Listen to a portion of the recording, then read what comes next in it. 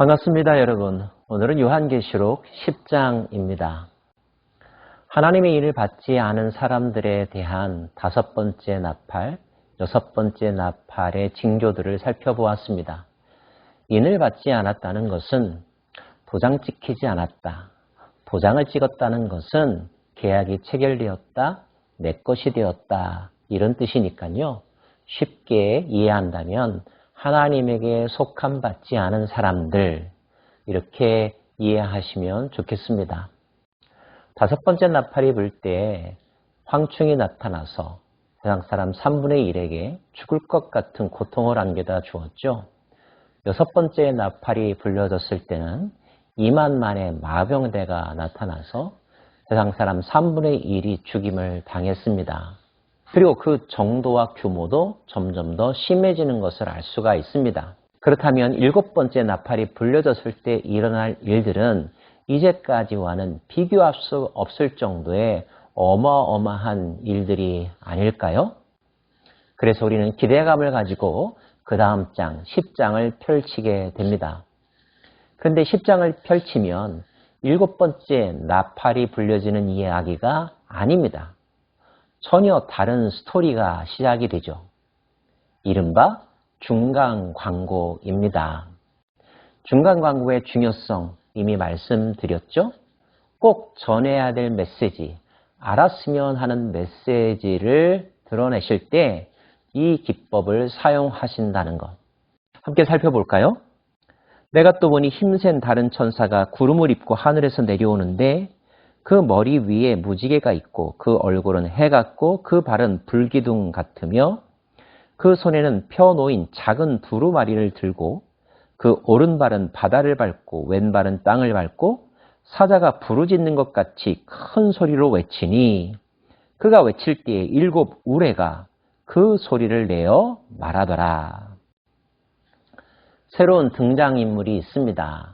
힘센 다른 천사라고 표현되어 있습니다.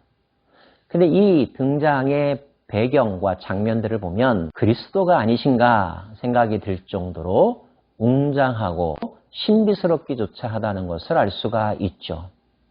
하지만 결론적으로 말하면 여기서 등장하는 인물은 그리스도, 예수, 어린 양이 아니십니다. 글자 그대로 다른 힘센 천사입니다. 하나님 주변에는 높은 천사, 지위가 낮은 천사, 이런 역할과 기능을 하는 천사, 저런 역할과 기능을 담당하는 천사. 10장은 이제까지 나타나지 않았던 다른 천사의 등장을 알리고 있는 것뿐입니다.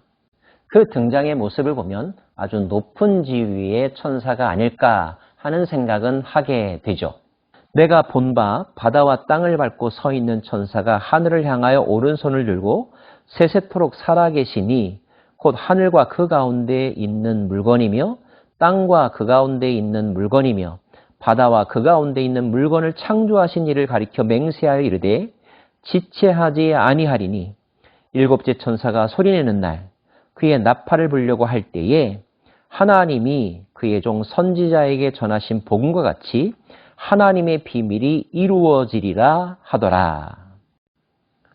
바다와 땅을 밟고 두 손을 높이 들고 창조주이신 하나님 앞에서 맹세하고 다짐하는 내용이 있는데요.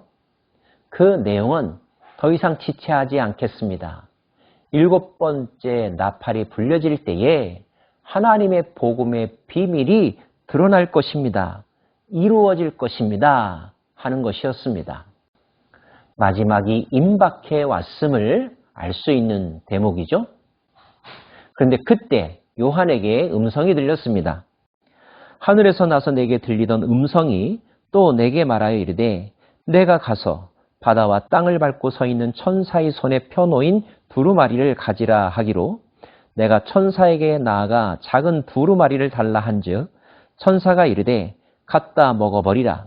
내 배에는 쓰나 내 입에는 꿀같이 달리라 하거늘 내가 천사의 손에서 작은 두루마리를 갖다 먹어버리니 내 입에는 꿀같이 다나 먹은 후에 내 배에서는 쓰게 되더라. 요한에게 주어진 명령은 그 천사에게 가서 그 손에 들려진 작은 두루마리를 받으라는 것이었습니다. 5장에 보좌 위에 앉으신 이가 가지셨던, 그리고 어린 양에게 전달했던 7인으로 봉인된 두루마리와는 다른 작은 두루마리라는 사실을 기억하시기 바라고요. 요한에게 그 책을 받아 먹으라. 그 안에 있는 내용을 읽고 완전히 숙지하라는 뜻이겠죠. 요한이 그 말씀대로 천사에게 작은 두루마리를 받았습니다. 그때 천사가 말하기를 내 입에는 달 것이나 내 배에서는 쓰게 될 것이라 말했고요. 요한이 그 책을 받아 먹었을 때 정말로 입에서는 달았지만 배에서는 쓰게 되었다고 기록되어 있습니다. 무슨 뜻일까요? 말씀을 받을 때의 기쁨, 그 기쁨은 더할 나위 없이 컸지만 그 말씀의 내용과 의미를 깊이 묵상하게 되니 고통스럽고 안타까운 내용들이었다라는 뜻입니다. 하나님의 말씀에는 위로와 소망을 주는 내용도 있지만 경고와 심판에 관한 말씀들도 있죠. 아마도 요한이 읽었던 그 내용은 뭇 사람들에게 임할 마지막 심판이지 않았었을까요? 요한이 고통스럽고 배가 아팠던 이유일 것입니다.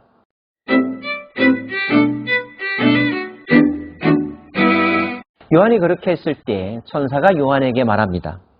그가 내게 말하기를 내가 많은 백성과 나라와 방언과 임금에게 다시 예언하여야 하리라 하더라.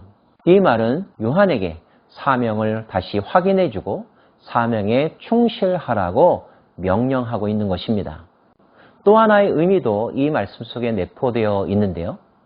요한은 지금 어디에 있습니까? 주의 말씀을 전하다가 밤모섬에 유배되어 있습니다. 다시 이 섬에서 나갈 수 있다는 보장이 없습니다.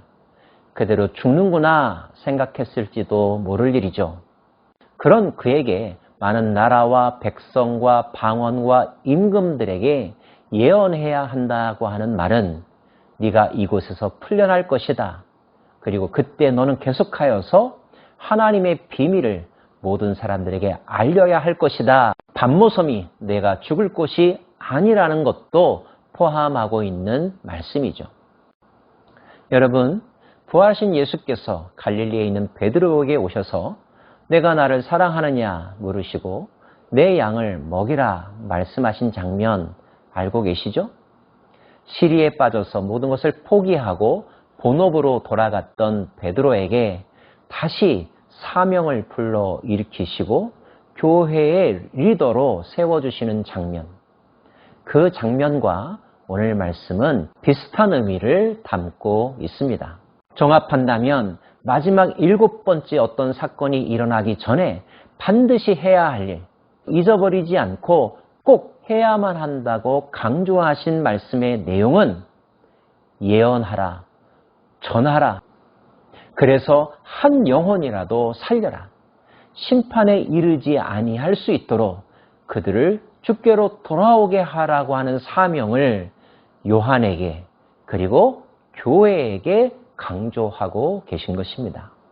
사랑하는 여러분, 저와 여러분은 말씀을 읽는 사람들이고 묵상하고 실천하려고 애쓰는 사람들입니다.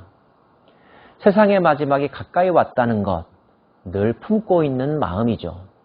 그런데 세상의 마지막이 완전히 오기 전에 우리에게 주신 사명, 우리가 해야 할 일이 있다는 것입니다. 그것은 전하는 것, 말씀을 전하는 것, 예언하는 것입니다. 영혼을 살리기 위해서요. 이것이 예수 그리스도의 삶이며 하나님의 마음이랍니다. 이 사명감에 불타는 오늘 하루가 되기를 원하고 사명을 실천하는 복된 발걸음 되기를 간절히 소망합니다. 기도하겠습니다. 얼마 남지 않았다고 말씀하십니다. 이제 곧 하나님의 비밀이 이루어질 거라고 말씀하십니다. 그날이 오기 전에 우리에게 해야 할 일 강조하고 계십니다. 그 명령에 순종하는 저희들 되게 하여 주옵소서. 예수님 이름으로 기도합니다. 아멘.